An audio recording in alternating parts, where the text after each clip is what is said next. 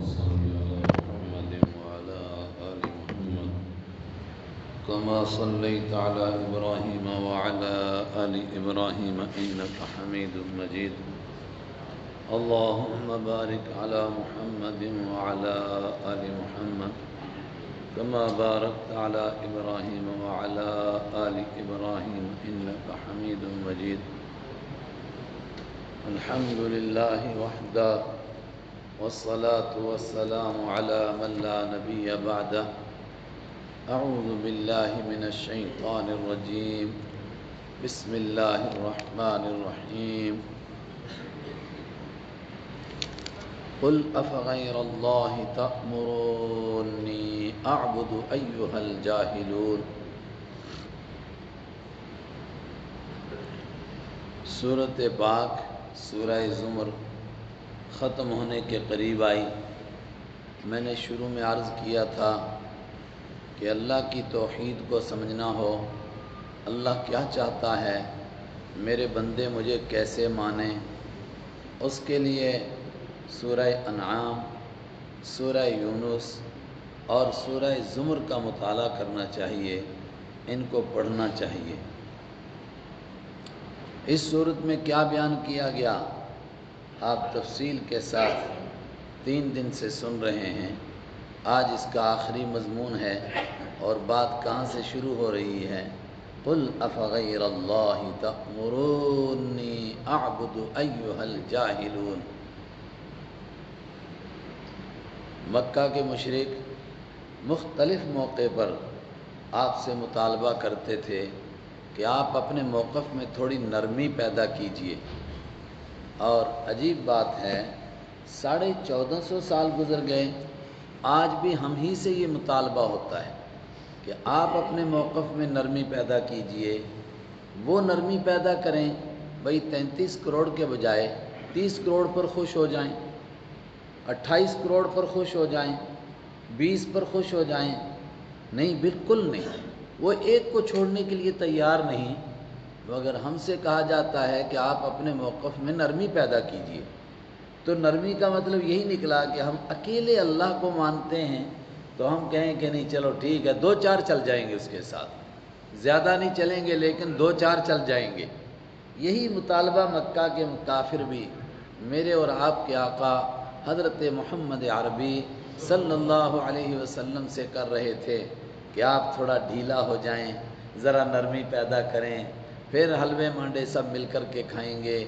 آپ نے فرمایا نہیں، قرآن پاک نے کہا وَدُّوا لَوْ تُدْهِنُ فَيُدْهِنُونَ، یہ یہی چاہتے ہیں کہ آپ ڈھیلے پڑیں، تو یہ تو پڑے ہوئے ہیں ڈھیلے۔ اللہ اکبر۔ اسی طرح کا کوئی مطالبہ تھا، میں نے سورت کے شروع میں بھی عرض کیا، مختلف روایتیں آتی ہیں۔ یہ روایت آتی ہے کہ آپ سے کہا گیا کہ آپ جس کی چاہیں اس کی عبادت کریں، اپنے گھر کے اندر جو بھی کریں، لیکن لوگوں کو مت بولو کہ ایک اللہ ہی کی عبادت کرو۔ یہ بھی مطالبہ کیا گیا آپ ایک اللہ ہی کی عبادت کرتے رہیں، لیکن یہ نہ کہو کہ اللہ کے سوا کوئی دوسرا کچھ نہیں دے سکتا ہے۔ ٹھیک ہے، اللہ دیتا ہے، ہمیں اس پر کوئی اشکال نہیں ہے، لیکن اللہ کے علاوہ غیر اللہ کچھ نہیں دیتے ہیں، یہ بات نہ کہیے گا آپ۔ اور یہ بھی مطالبہ کیا گیا کہ اگر یہ نہیں تو کم سے کم ایسا کر لیجئے کہ کچھ بڑے بڑے کے بارے میں مان لیجئے، جو ہمارے بڑے بڑے ہیں، لات ہے، عزا ہے، حبل ہے۔ اور ایک شاعر نے کہا، اردو والے نے، کسی کا نام عزا، کسی کا نام عزا، کسی کو منات کہتے تھے، ایسا کچھ ہے۔ ہاں، حبل نامی بڑے بت کو بتوں کا باپ کہتے تھے۔ وہ دوسرا شعر یہ ذہن میں نہیں آ رہا تھا۔ کسی کا نام عزا، کسی کو لات کہتے تھے، حبل نامی بڑے بت کو بتوں کا باپ کہتے تھے۔ اس کو کہتے تھے یہ باپ ہے سب کا۔ تو کہنے لگے کہ کم سے کم آپ اس کے بارے میں کچھ نہ کہیں، تو خاموشی اختیار کر لیں، یہ نہ کہیں کہ یہ کچھ نہیں دیتا ہے، باقی دیتا ہے نہیں دیتا ہے اس بحث میں آپ مت پڑو۔ آپ نے فرمایا نہیں، ہم کیسے اس طرح کر سکتے ہیں؟ اللہ کی توحید ہم کو اسی طرح بیان کرنی ہے، پہلے کہنا ہے لا، کچھ نہیں، کوئی نہیں کچھ دے سکتا ہے، پھر کہنا ہے الا اللہ، ایک اللہ ہے، اس کے سوا کچھ نہیں ہے۔ اسی طرح کے کسی موقع پر یہ آیت نازل ہوئی، اور توجہ سے سنیں کیا انداز ہے قرآن کا۔ قل افغیر اللہ، قل، اے میرے حبیب صلی اللہ علیہ وسلم آپ فرمائیے، افغیر اللہ، کیا اللہ کے علاوہ کو، آگے ہے اصل میں لفظ اعبدو، میں پوجا کروں، اللہ کے علاوہ کی عبادت کروں، اللہ کے علاوہ کو میں مان لوں، حاجت روا، مشکل کشا، لائق سجدہ، لائق عبادت اس کو مان لوں، وہ آگے لفظ ہے، لیکن عربی انداز کے مطابق اس کو پہلے لایا گیا، اس میں زور پیدا ہو گیا، کیا اللہ کو چھوڑ کر اوروں کی اعبدو، میں عبادت کرنے لگ جاؤں، تأمرونی، تم مجھے اس کا حکم دیتے ہو، او بے شرمو، کس کا حکم دے رہے ہو، کس سے بات کر رہے ہو؟ قل افغیر اللہ، اے میرے حبیب فرما دیجئے افغیر اللہ، کیا اللہ کے علاوہ اوروں کی اعبدو، میں عبادت کروں، تأمرونی، تم اس کا مجھے حکم دیتے ہو، ایھا الجاہلون، او جاہلوں۔ یہ وہ مضمون ہے جو میں نے کہا کہ بعض لوگ اعتراض کرتے ہیں جی قرآن کا لہجہ بڑا سخت ہے، مگر بات بھی دیکھو نا کیا ہے، اس موقع پر اگر قرآن کا لہجہ نہیں سخت ہوگا تو پھر کب ہوگا؟ یہ وہ مقام ہے جس میں بات سخت ہے تو اس کو سخت انداز سے کہنا پڑے گا۔ آپ میٹھی میٹھی انداز سے کہتے رہیں اور وہ اپنے شرک کو پھیلاتے رہیں، شرک کو بڑھاوا دیتے رہیں، نہیں، اس کا توڑ سختی سے کرنا پڑے گا۔ قل افغیر اللہ، اے میرے نبی آپ فرما دیجئے، افا، تو کیا، غیر اللہ، اللہ کے علاوہ کو تأمرو، تم حکم دیتے ہو نی مجھ کو، اعبدو، میں اس کی عبادت کروں، ایھا الجاہلون، او جاہلو، کس کا حکم دے رہے ہو تم، کیا بات کہہ رہے ہو، کیسے کر سکتے ہیں ایسے؟ وَلَقَدْ أُوحِيَ إِلَيْكَ، اور آپ کے لیے یہ ممکن نہیں، کیوں؟ آپ کے اوپر اللہ کی طرف سے سخت حکم آ رہا ہے، کیا حکم آ رہا ہے؟ وَلَقَدْ أُوحِيَ، اور یقیناً وحی کی گئی، إِلَيْكَ، آپ کی جانب، وَإِلَى الَّذِينَ مِن قَبْلِكَ، اور آپ سے پہلے تمام انبیاء کی جانب وحی کی گئی، آدم علیہ السلام سے لے کر آج تک آپ کی جانب اسی بات کی وحی، اور آپ سے پہلے سارے نبیوں کی طرف اسی بات کی وحی ہے۔ لَإِنْ أَشْرَكْتَ، قسم بخدا، ان اشرکت، اگر آپ نے بھی شرک کیا، اگر آپ بھی شرک کریں گے، لَيَحْبَطَنَّ عَمَلُكَ، تو آپ کے بھی سارے کے سارے عمل برباد ہو جائیں گے۔ اللہ اکبر، اللہ اپنے حبیب سے کہہ رہا ہے، حالانکہ اللہ کے نبی صلی اللہ علیہ وسلم کے لیے ایسا ممکن سوچ نہیں سکتا، کوئی تصور نہیں کر سکتا، کوئی خیال نہیں کر سکتا، لیکن اللہ کو سمجھانا ہے کہ شرک کتنا بڑا جرم ہے، کتنا بڑا گناہ ہے۔ اور میں نے کہا نا ہمارے علاقے میں کہتے ہیں کوئی بڑا مسئلہ نہیں، تھوڑا سا شرک ہے، پیچھے کیا بچ گیا؟ یہ تو ایسے ہی ہے جیسے کوئی کہے بھئی کیا ہوا والد صاحب کو؟ کہا کچھ نہیں، بالکل میرے والد صاحب ٹھیک ٹھاک ہیں، بس ان کی جان نکل گئی ہے، باقی بالکل خیریت سے ہیں، چارپائی پر ہیں، دیکھیے آنکھ ناک کان سب کچھ ان کا ٹھیک ہے، مگر ذرا سی جان نکل گئی ہے، تو پیچھے کیا بچ گیا؟ کہتے ہیں جی تھوڑا سا ہے، بس تھوڑا سا شرک، کتنا بڑا شرک ہے، انسانوں کو سمجھانے کے لیے۔ وَلَقَدْ أُوحِيَ، یقیناً وحی کی گئی، إِلَيْكَ، آپ کی جانب، وَإِلَى الَّذِينَ، اور ان تمام نبیوں کی جانب، مِن قَبْلِكَ، جو آپ سے پہلے تھے، کیا وحی کی گئی؟ لَإِنْ أَشْرَكْتَ، لا، اس کا معنی ہوتا ہے خدا کی قسم، ضرور بضرور، إِنْ أَشْرَكْتَ، اگر آپ بھی شرک کریں گے، شرک کی برائی کو سمجھانے کے لیے کہ تھوڑی دیر ناممکن چیز کو ممکن مان لو، بات کو سمجھنے کے لیے، جیسے کہتے ہیں اگر زمین اوپر ہو اور آسمان نیچے ہو، اس طرح مان لو، اگر آپ سے بھی شرک کا صدور ہوگا تو کیا ہوگا؟ لَيَحْبَطَنَّ عَمَلُكَ، ضرور بضرور برباد ہو جائیں گے، عَمَلُكَ، آپ کے عمل بھی، وَلَتَكُونَنَّ مِنَ الْخَاسِرِينَ، اور ضرور بضرور آپ نقصان میں پڑ جاؤ گے۔ اللہ اکبر۔ اور یہ بات رات آپ نے قرآن پاک میں بھی سنی، جہاں قاری صاحب کا گلا بند ہو گیا، آگے پڑھا ہی نہیں جا رہا تھا، وَلَا تَجْعَلْ مَعَ اللَّهِ إِلَٰهًا آخَرَ، میرے نبی آخری بات ہے، خدا کے ساتھ کسی دوسرے کو خدا نہیں ماننا، لوگوں کو سمجھانے کے لیے کہہ رہا ہوں۔ اگر ایسا آپ کی طرف سے بھی ہو جائے گا فَتُلْقَى فِي جَهَنَّمَ مَلُومًا مَدْحُورًا، تو آپ کو بھی دھکے دے کر جہنم میں ڈال دیا جائے گا۔ کیا سخت بات کہہ رہا ہے قرآن، لوگ سمجھ ہی نہیں رہے ہیں، کہتے ہیں جی اور کچھ نہیں، بس تھوڑا سا شرک ہے، پیچھے کیا بچ گیا؟ وہی تو وہی بات ہو گئی کہ کیا ہوا، کہتے بس ابا جی موجود ہیں، بس تھوڑی سی جان نکل گئی اور کچھ نہیں، صرف مر گئے، باقی سب ٹھیک ہے، پیچھے کیا بچ گیا؟ اللہ اکبر۔ اور یہ جو آپ فرمایا گیا آپ کی طرف وحی کی گئی اور آپ سے پہلے سارے نبیوں کی طرف وحی کی گئی، یہ بات قرآن پاک نے جگہ جگہ بیان کی، ہم نے آپ کو بھی کہہ دیا ہے، آپ سے پہلوں کو بھی کہہ دیا۔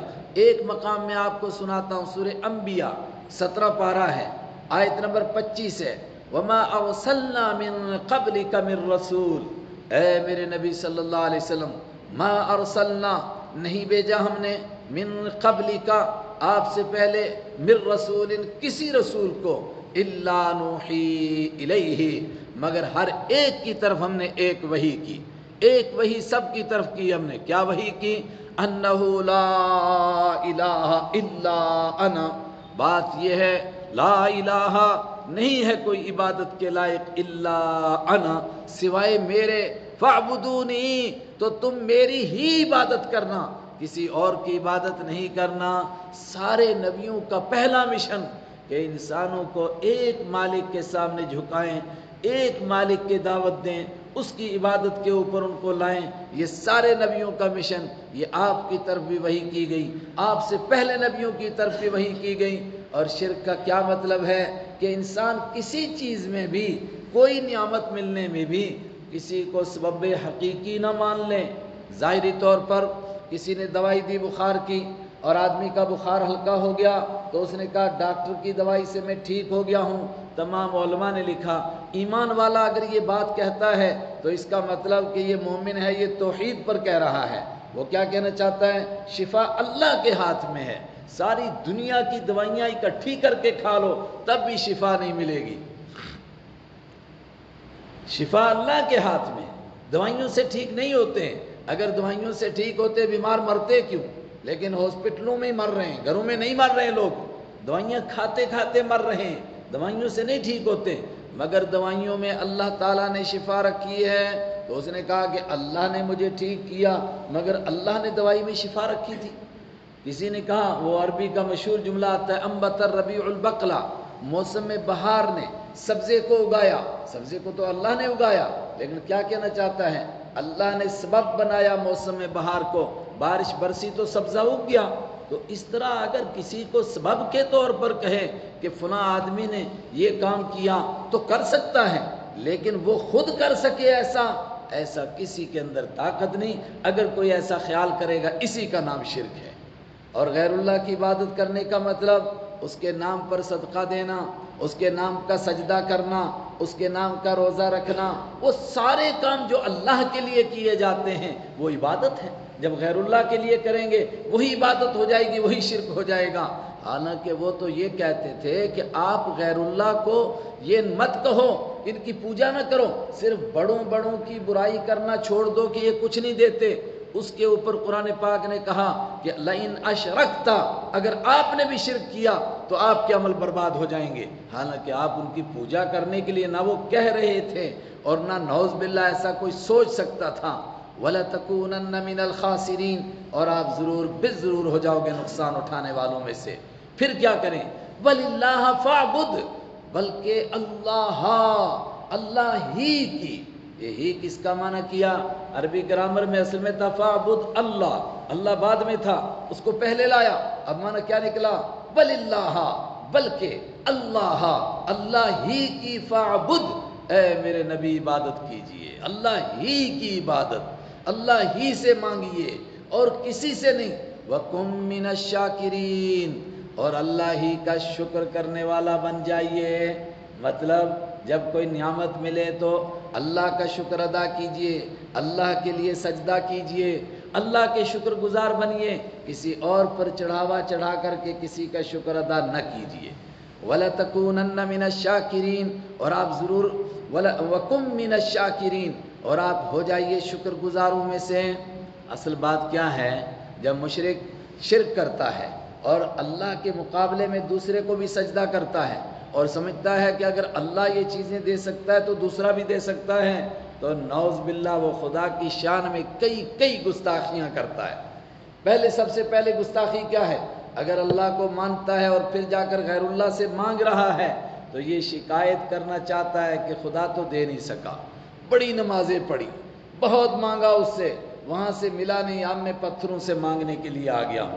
نعوذ باللہ، اگر اللہ کو مانتا ہے اللہ کی شان میں گستاخی کر رہا ہے۔ اس سے بڑھ کر یہ کہ اللہ کے مقابلے میں جب دوسروں کو پکارتا ہے تو دوسروں کو اللہ کے برابر ٹھہراتا ہے، تو پھر وہ اللہ جو اس پوری کائنات کا مالک ہے اس کے برابر پتھروں کو کرے گا تو اللہ کی شان میں گستاخی نہیں ہوگی کیا؟ وما قدر اللہ، اور انہوں نے قدر نہیں کی اللہ تعالیٰ کی، قدر نہیں پہچانی اللہ کی، حق کا قدری ہی، جیسا کہ اس کی قدر کرنے کا حق تھا۔ اللہ کو اللہ ماننا تھا، وہ خالق ہے، باقی سارے کے سارے مخلوق ہیں، وہ معبود ہے، باقی سب کے سب عابد ہیں، اس کو خالق ماننا تھا۔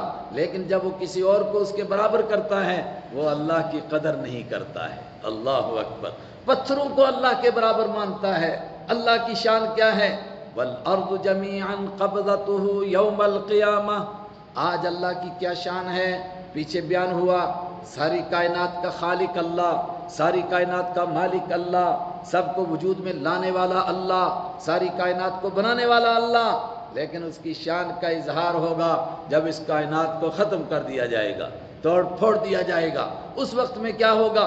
وَالْأَرْضُ جَمِيعًا قَبْضَتُهُ يَوْمَ الْقِيَامَةِ، اور قیامت کے دن الارض جمیعا، ساری کی ساری زمین، ساتوں کے ساتوں بر اعظم، قبضتہ، اس کی مٹھی میں ہوں گے۔ یہ ہے اللہ۔ اب اس کی مٹھی میں کس طرح ہوں گے اللہ ہی جانتا ہے، ہم کیا سمجھ سکتے ہیں؟ اللہ کی مٹھی میں ساری زمینیں، سارا پوری کا زمین کی ساتوں بر اعظم، اور یہی نہیں، اس کے علاوہ یہ پورا آسمانی نظام، ساتوں آسمان بھی اور آسمان کے بیچ کی یہ ساری مخلوق بھی، اور یہ چاند ستارے، یہ سب کے سب، والسماوات مطویات بیمینہ، اور سارے آسمان مطویات، لپٹے ہوئے ہوں گے، بیمینہ، اس کے دائیں ہاتھ میں، ساری زمین اس کی مٹھی میں اور سارے آسمان اس کے دائیں ہاتھ میں لپٹے ہوئے، کاغذ کے رول کی طرح گول کر دیا، لپیٹ دیا۔ یہ اللہ ہے، اور یہ جو ساری مخلوق اس کی مٹھی میں ہے، ساری مخلوق اس کے ہاتھ میں لپٹی ہوئی ہے، تم اس کو خدا سمجھ بیٹھے ہو؟ سورج اور چاند کی پوجا کرتے ہو، ستاروں کی پوجا کرتے ہو، ان کو خدا سمجھ بیٹھے ہو؟ یہ تو سب فنا ہونے کے لیے، یہ سب مٹ جانے کے لیے۔ جو اپنے آپ کو بچا نہ سکیں ہلاک ہونے سے، کیا وہ خدا ہو سکتے ہیں؟ یہ شان اللہ کی ہے، اور جب اس اللہ کے برابر پتھروں کو قرار دیں گے تو کیا اس کی قدر گھٹائیں گے نہیں؟ وما قدر اللہ، پھر اس آیت کو پڑھیں، اور یہ انداز قرآن پاک کا چند ہی جگہ ہے، یہاں ہے اور پھر سورہ انعام میں ہے، وما قدر اللہ، اور انہوں نے قدر نہیں کی اللہ کی، حق کا قدری ہی، جیسا کہ اس کی قدر کرنے کا حق تھا۔ والارض جمیعا قبضتہ، اور ساری کی ساری زمین، قبضتہ، اس کی مٹھی میں ہوگی یوم القیامہ، قیامت کے دن، والسماوات، اور سارے آسمان، مطویات، لپٹے ہوئے ہوں گے، بیمینہ، اس کے دائیں ہاتھ میں، سبحانہ، اس کی ذات پاک ہے، وتعالی عما یشرکون، وہ پاک ہے کس سے؟ شریک سے۔ اس ساری کائنات کو فنا کرنے کے لیے، اس کو ایک مٹھی میں لینے کے لیے اس کو کسی مددگار کی ضرورت نہیں ہے۔ ایک بڑی کائنات بنی، ایک بڑا سا قلعہ بن جائے، بناتے ہوئے سال لگتے ہیں تو توڑنے کے لیے بھی مہینوں درکار ہیں۔ اللہ کو ایسا کرنے کی کوئی ضرورت نہیں، اس کا ایک حکم سے ساری کائنات وجود میں آ گئی، ایک حکم سے سب کے سب فنا ہو گئے، سب کے سب اس کی مٹھی میں۔ سبحانہ، اس کی ذات پاک ہے، وہ کسی کا محتاج نہیں، سب اس کے محتاج ہیں، وہ اس کا کوئی مددگار نہیں، اس کا کوئی وزیر نہیں، اس کا کوئی مشیر نہیں، اس کو کسی کی ضرورت ہی نہیں ہے۔ وَتَعَالَى عَمَّا يُشْرِكُونَ، وہ بلند و بالا ہے، عما، ان تمام چیزوں سے، یشرکون، جس کو وہ اللہ کے ساتھ شریک ٹھہراتے ہیں۔ کوئی پتھروں کو ٹھہرا رہا ہے، کوئی سورج اور چاند کو ٹھہرا رہا ہے، اور کوئی پتہ نہیں کس کس چیز کو اس کے ساتھ شریک کر رہا ہے۔ تعالی، بلند و بالا ہے، عما یشرکون، ان تمام چیزوں سے جن کو وہ اللہ کے ساتھ شریک ٹھہراتے ہیں۔ اور سنو، یہ تو قیامت کا منظر سمجھو، قیامت کے ابتدا کا۔ پھر کیا ہوا؟ وَنُفِخَ فِي الصُّورِ، اور پھونکا جائے گا فی الصور، سور میں، فَصَعِقَ، تو بے ہوش ہو جائیں گے، مَن فِي السَّمَاوَاتِ، وہ سارے کے سارے جو آسمانوں میں ہیں، وَمَن فِي الْأَرْضِ، اور وہ سارے کے سارے جو زمین میں ہیں، ایک پھونک مارنے سے، ایک چیخ مارنے سے سب کے سب ختم۔ جو اس وقت میں موجود ہوں گے وہ تو سب کے سب مر جائیں گے، اور جو اس سے پہلے مر گئے تھے وہ عالم برزخ میں کسی نہ کسی طور پر برزخی زندگی گزار رہے ہیں، مطلب ایک طرح سے زندہ ہیں، ان پر بھی بے ہوشی طاری ہو جائے گی، ان پر بھی بے ہوشی۔ میرے اور آپ کے آقا حضرت رحمت عالم صلی اللہ علیہ وسلم عالم برزخ میں بحیات ہیں، موجود ہیں، لیکن میں نے آپ کو بخاری کی حدیث سنائی، ایک یہودی کو مسلمان نے تھپڑ مارا تھا، کس کے اوپر؟ اس نے حضرت موسیٰ علیہ السلام کو کہا تھا کہ ان کو اللہ تعالیٰ نے اتنی بڑی فضیلت سنائی، وہ ساری کائنات کے سردار ہیں، تو ایمان والے نے تھپڑ مارا کہ اچھا، کیا محمد صلی اللہ علیہ وسلم پر بھی حضرت موسیٰ علیہ السلام کو فضیلت ہے؟ یہودی آپ کے پاس شکایت لے کر کے آیا، آپ نے یہودی کو بدلہ تو نہیں دلوایا، کیوں؟ پہلے چھیڑا اس نے تھا، پہلا قصور اس کا تھا، لیکن ایمان والے کو بھی آپ نے ڈانٹا، اور آپ نے فرمایا لا تخیرونی علی موسیٰ، مجھے موسیٰ علیہ السلام کے مقابلے میں اس طرح ترجیح نہ دو کہ ان لوگوں کا دل ٹوٹے اور وہ اس کے اوپر چڑھنے لگیں۔ اور فرمایا ہر نبی کو اللہ نے ایک الگ فضیلت دی ہے، ہو سکتا ہے کہ موسیٰ علیہ السلام کی یہ فضیلت تنہا انہی کی ہو۔ پوچھا کیا فضیلت؟ فرمایا جب قیامت کے دن پہلی مرتبہ سور میں پھونک ماری جائے گی، سب کے سب بے ہوش ہو جائیں گے، اور جب دوسری مرتبہ پھونک ماری جائے گی سب سے پہلے میں اٹھوں گا، لیکن میں جو اٹھ کر کے دیکھوں گا عرش معلیٰ کی طرف تو حضرت موسیٰ علیہ السلام عرش کا پایا پکڑے ہوئے ہوں گے۔ میں نہیں جانتا ہوں کہ وہ بے ہوش ہوئے تھے اور مجھ سے پہلے ہوش میں آ گئے، یا یہ ہے کہ وہ بے ہوش ہی نہیں ہوئے، کیونکہ وہ طور کے اوپر ایک مرتبہ بے ہوش ہو چکے ہیں۔ جب انہوں نے اللہ کو دیکھنے کی تمنا کی تھی تو اللہ تعالیٰ نے فرمایا کہ تو مجھے نہیں دیکھ سکتا، البتہ تو اس پہاڑ کو دیکھ، اس پر تجلی پڑتی ہے میری، اگر تو اس کو برداشت کر سکے گا تو پھر تو مجھے دیکھ سکے گا۔ اور پہاڑ کی طرف تجلی ڈالی اللہ نے، کتنی؟ کا چھوٹی انگلی سے آدھی انگلی کے بقدر، لیکن اس پہاڑ کے راکھ بن گئی۔ فَصَعِقَ مُوسَىٰ وَخَرَّ مُوسَىٰ صَعِقًا، تو موسیٰ علیہ السلام بے ہوش ہو کر کے گرے۔ ہو سکتا ہے فرمایا بس وہ ایک مرتبہ بے ہوش ہو گئے تو اس موقع پر نہ بے ہوش ہوئے ہوں، یا یہ بھی ہو سکتا ہے کہ مجھ سے پہلے ہوش میں آئے ہوں۔ اس سے کیا پتہ چلا؟ جو عالم برزخ میں ہیں، جو دنیا سے جا چکے ہیں، وہ بھی بے ہوش ہو جائیں گے۔ ایک طرح سے زندگی وہ جی رہے ہیں، برزخ والی زندگی، لیکن جب سور میں پھونکا جائے گا ایک پھونک، ایک چیخ سے وہ بھی بے ہوش، اور جتنے موجود ہیں یہ سب ختم۔ اور سب ختم کا مطلب جو زی روح چیزیں ہیں وہ مریں گی؟ نہیں، آسمان اور زمین مر جائیں گے، چاند اور ستارے مر جائیں گے، سمندر مر جائیں گے، پوری کائنات میں ایک توڑ پھوڑ مچ جائے گی۔ اور بعض حضرات نے کہا کہ اصل میں کئی مرتبہ پھونک ماری جائے گی، کہا پہلی ماری جائے گی جب کائنات ٹوٹے گی، اور دوسری مرتبہ ماری جائے گی جب سب پر بے ہوشی طاری ہو جائے گی، یہاں تک کہ عالم برزخ میں جو ہے وہ بھی بے ہوش ہو جائیں گے۔ لیکن جمہور کہتے نہیں، ایک ہی نفخہ ہے، اسی سے توڑ پھوڑ بھی ہو گئی اور اسی سے بے ہوشی بھی ہو گئی۔ فَصَعِقَ مَن فِي السَّمَاوَاتِ وَمَن فِي الْأَرْضِ، تو بے ہوش ہو جائیں گے وہ سارے کے سارے، من فی السماوات، جو آسمانوں میں ہے، ومن فی الارض، اور جو زمین میں ہے۔ اس اللہ کے برابر تم پتھروں کو قرار دیتے ہو تو کیا تم نے اللہ کی قدر کی ہے؟ الا من شاء اللہ، مگر جس کو اللہ چاہے گا وہ بے ہوش نہیں ہوگا۔ اور حضرت رسول اکرم صلی اللہ علیہ وسلم کی ایک حدیث ہے، تفسیر کی کتابوں میں ابن کثیر وغیرہ نے نقل کی ہے، وہ روایت کیا ہے؟ آپ سے پوچھا گیا کہ یہ منشا کون ہیں کہ جن کو اللہ چاہے گا وہ بے ہوش نہیں ہوں گے؟ آپ نے فرمایا وہ 4 فرشتے ہیں، میکائیل، اسرافیل، جبرائیل اور موت کے فرشتے، جن کا نام عزرائیل مشہور ہے، مگر یہ قرآن میں یا حدیث میں براہ راست نہیں ہے، وہاں ملک الموت ان کا نام آتا ہے، ملک الموت، موت کا فرشتہ۔ یہ 4 باقی رہیں گے، تو پروردگار پوچھیں گے اپنے قدرت کا اظہار کرنے کے لیے، جلال کا اظہار کرنے کے لیے، ملک الموت سے کون باقی رہ گیا؟ وہ عرض کریں گے فلاں فلاں باقی ہے۔ اس کے بعد حکم ہوگا اسرافیل کو اور میکائیل کو بھی مار دو، ان کو بھی مار دیا گیا۔ اب کون باقی رہ گئے؟ کہا 2 باقی ہو گئے، فمت انت، تو بھی مر جا۔ اور ایک روایت کے مطابق اس کے بعد جبرائیل بھی مر جائیں گے۔ یہ ہے کل من علیہا فان ویبقا وجہ ربک ذو الجلال والاکرام۔ ایک اللہ رہ گیا، ساری کائنات ختم۔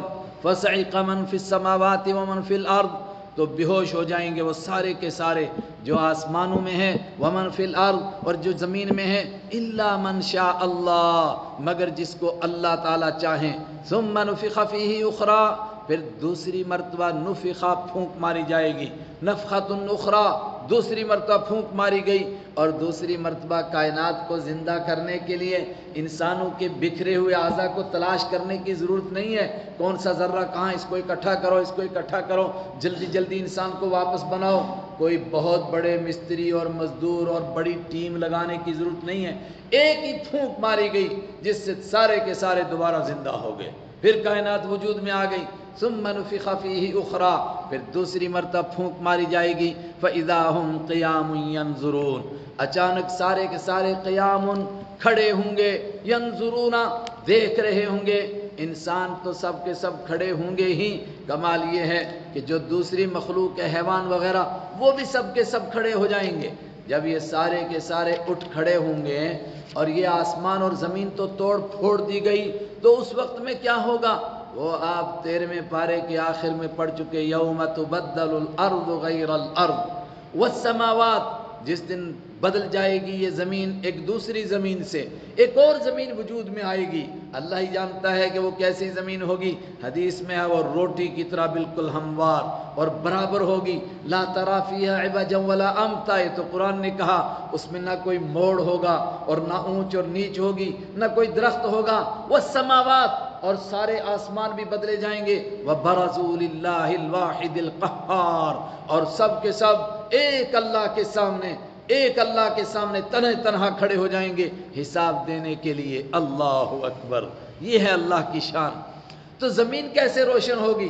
سورج مر چکا، چاند مر چکا۔ وَأَشْرَقَتِ الْأَرْضُ بِنُورِ رَبِّهَا، وَأَشْرَقَتْ، اور روشن ہو جائے گی الارض، زمین، بنور ربیہا، اپنے رب کے نور سے۔ اپنے رب کے نور سے کیسے روشن ہوگی؟ اس کے حکم سے روشن ہوگی، اس کی تجلی سے روشن ہوگی۔ واللہ عالم، اس کی کوئی تفسیر نہیں کر سکتا، بس اتنا ہی کہہ سکتے جو قرآن نے کہا، اشرقت الارض، زمین روشن ہوگی، بنور ربیہا، رب کے نور سے۔ پھر کیا ہوگا؟ ووضع الکتاب، اور ریکارڈ رکھ دیا جائے گا۔ وجیء بالنبیین، اور نبیوں کو لایا جائے گا۔ والشہداء، اور گواہوں کو لایا جائے گا۔ وقضی بینہم، اور ان کے درمیان فیصلہ کر دیا جائے گا، بالحق، حق کے ساتھ۔ وہم لا یظلمون، اور اتنی بڑی کائنات کا فیصلہ ہوگا مگر کسی پر ظلم نہیں ہوگا۔ یہ اتنا بڑا مضمون قرآن پاک نے کس طرح سمیٹا ایک آیت کے اندر؟ یہ بالکل اسی طرح ہے جس طرح نوح علیہ السلام کے دور میں طوفان آیا اور طوفان تھما، تو پھر کیا ہوا؟ قیل یا ارض ابلعی ماءکی ویا سماء اقلعی وغیض الماء وقضی الامر واستوت علی الجودی۔ بس سارے کا سارا ایک سطر میں بیان ہو گیا۔ کہ کیا ہوا؟ آسمان کو کہا تھم، زمین کو کہا پانی چوس، کشتی نیچے اتری اور ظالموں کو ہلاک کر دیا گیا، جو کام کرنا تھا وہ ہو گیا۔ اللہ اکبر۔ یہاں کس طرح بیان ہوا؟ اشرقت الارض بنور ربیہا، زمین روشن ہو گئی اپنے رب کے نور سے۔ کیسے روشن ہوئی؟ میں نے کہا وہ کچھ کہہ نہیں سکا، کوئی بھی کہہ سکتا ہی نہیں، اللہ ہی جانتا ہے کہ کیا طریقہ کار ہوگا۔ اللہ تجلی فرمائیں گے یا زمین خود ہی روشن ہو جائے گی۔ ووضع الکتاب، اب سب سے پہلا کیا کام ہوگا؟ سب انسانوں کے ریکارڈ رکھے جائیں گے، انسانوں کے بھی اور جنات کے بھی، زندگی بھر کا ریکارڈ پیش کیا جائے گا۔ ریکارڈ پیش ہو گیا، پھر وجیء بالنبیین، اور نبیوں کو لایا جائے گا۔ تمام انبیاء کرام، آپ نے دین کی دعوت پہنچائی، کس طرح پہنچائی؟ آپ کے قوموں نے کیا جواب دیا؟ پیچھے گزر چکا سورہ اعراف میں، مجھے میری عزت کی قسم میں ضرور بھی ضرور نبیوں کو پوچھوں گا تم نے کس طرح میرا دین پہنچایا، اور میں ان سے پوچھوں گا جن کو دین پہنچایا گیا تھا۔ وجیء بالنبیین، چنانچہ نبیوں کو لایا گیا، والشہداء، اور گواہوں کو لایا گیا۔ یہ گواہ کون ہیں؟ فرشتے بھی لائے گئے، اور نبیوں کے بعد ان کی امتیں، اور امام الانبیاء خاتم الانبیاء صلی اللہ علیہ وسلم کے بعد آپ کی امت جہاں جہاں گئی اور اس نے دین کا کام کیا اور دوسروں کو دین کی دعوت دی، یہ بھی شہداء ہیں۔ ان سب کو بلایا جائے گا، فرشتوں کو بلایا جائے گا، اور اتنا ہی نہیں بلکہ وہ زمین جہاں کھڑے ہو کر کے انسان نے گندے کام کیے تھے، اس زمین کے ٹکڑے کو بھی بلایا گیا، انسان کے اعضاء اس کے خلاف گواہی دینے کے لیے بلائے گئے۔ وَقُضِيَ بَيْنَهُمْ، جب سارے گواہ آ گئے پھر کیا ہوا؟ فرمایا فیصلہ ہو گیا، پھر کیا ہوا؟ وَقُضِيَ، اور فیصلہ کر دیا جائے گا، بَيْنَهُمْ، ان کے درمیان، بِالْحَقِّ، انصاف کے ساتھ، وَهُمْ لَا يُظْلَمُونَ، اور ان پر ظلم نہیں کیا جائے گا۔ یہ اس کی عدالت کی شان ہے۔ حالانکہ اس وقت میں بڑے بڑے مجرم حاضر ہیں عدالت میں، فرعون، قارون، نمرود، ابلیس، کیسے کیسے مجرم ہیں، مگر اس کے باوجود اس کی عدالت میں ظلم نہیں ہوگا۔ جس نے جتنا جرم کیا ہے اتنی اس کو سزا ملے گی، اس سے زیادہ نہیں۔ کسی نے نیکی کی ہو اس کی کوئی نیکی ضائع ہو جائے، ایسا نہیں ہوگا۔ کسی نے جرم کم کیا تھا اس کو سزا زیادہ مل گئی، ایسا نہیں ہوگا۔ وَوُفِّيَتْ كُلُّ نَفْسٍ مَّا عَمِلَتْ وَهُوَ أَعْلَمُ بِمَا يَفْعَلُونَ۔ وَوُفِّيَتْ، اور پورا پورا دے دیا جائے گا، کل نفس، ہر جان کو، ما عملت، جو اس نے عمل کیا تھا سب کے سب پورا پورا ملا۔ وَهُوَ أَعْلَمُ بِمَا يَفْعَلُونَ، کس نے کیا عمل کیا تھا وہ اللہ ہی جانتا ہے۔ گواہ الگ لائے گئے، یہ لوگوں کی زبان بند کرانے کے لیے، ان کے اطمینان کے لیے، ھذا یوم الفصل، یہ فیصلے کا دن ہے، ہماری عدالت کا دن ہے، اس میں ظلم زیادتی نہیں۔ انسان جب مانے گا کہ میرے ساتھ انصاف ہوا ہے، اس کے بعد فیصلہ ہوگا۔ اور وہ حدیث میں نے ایک وقت میں آپ کو سنائی تھی، آپ نے کیا فرمایا کہ سب سے پہلے انسان کا ریکارڈ پیش ہوگا۔ رات ہی آپ نے پڑھا نا، اقرا کتابک، انسان کو کہا جائے گا پڑھ کتاب اور فیصلہ کر، تیرے لیے کیا فیصلہ ہوگا۔ اور ہر آدمی اپنی زندگی کا ریکارڈ پڑھے گا، چاہے پڑھا لکھا ہو چاہے ان پڑھ ہو۔ اور پھر مجرم جب کھولے گا، وَتَرَى الْمُجْرِمِينَ مُشْفِقِينَ، مجرم کو تو دیکھے گا وہ گھبرا رہے ہوں گے کتاب کو کھولتے ہوئے، ان کو ذہن میں آئیں گے سارے کے سارے جرم کہ ہائے اس میں تو یہ بھی ہو سکتا ہے لکھا ہوا، یہ بھی ہو سکتا ہے لکھا ہوا، کھولنے سے ہی ڈریں گے۔ لیکن جب کھولیں گے تو کیا کہیں گے؟ مَا لِهَذَا الْكِتَابِ، ارے یہ کیا ہو گیا یہ کتاب کو، اس نے تو کوئی چیز چھوڑی نہیں ہے، نہ چھوٹی نہ بڑی، سب کی سب اس میں لکھی ہوئی ہے۔ یہ سب سے پہلے ریکارڈ پیش ہوا۔ اس کے بعد فرشتے پیش ہوں گے، وہ گواہی دیں گے اس نے کیا کیا کام کیا۔ اس کے بعد زمین پیش ہوگی، وہ گواہی دے گی، اور جن جن کی پوجا کرتا رہا تھا وہ گواہی دیں گے کہ یہ ظالم ہم کو پوج رہا تھا لیکن ہم نے ایسا کرنے کے لیے اس کو نہیں کہا تھا، یہ شیطان کے کہنے پر ایسا کر رہا تھا، وہ پیش ہوں گے۔ جو جو جرم کیا وہ سارے شواہد آئے۔ اس کے بعد انسان کہے گا میں تب تک نہیں مانوں گا جب تک کوئی گواہی میرے اندر سے نہ پیش کی جائے۔ تو فرمایا، کہا جائے گا ھذا یوم لا ینطقون، یہ وہ دن ہے جب تو بول نہیں سکے گا، چپ۔ اب انسان چپ ہو گیا۔